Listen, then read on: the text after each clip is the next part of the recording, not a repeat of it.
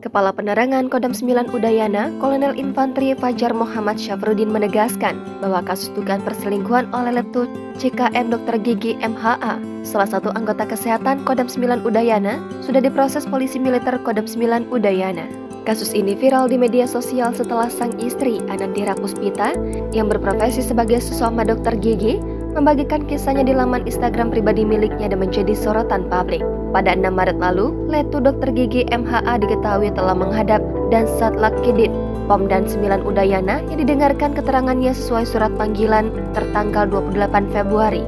Kasus ini sudah dan sedang diproses di Pomdam 9 Udayana.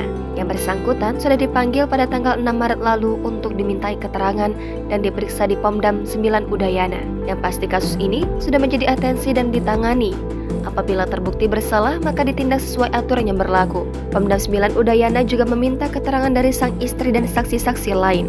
Kata Kapendam 9 Udayana saat dijumpai Tribun Bali di Denpasar, Bali pada Sabtu 25 Maret kemarin.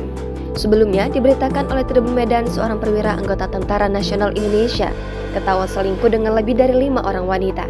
Kasus perselingkuhan anggota TNI tersebut mencuat usai sang istri membuat pengakuan di Instagram story miliknya @Anandira Puspita. Melalui story tersebut, sang istri yang bernama Anandira Puspita mengungkap seluruh kasus perselingkuhan suaminya itu. Jangan lupa subscribe, share, komen, dan like ya.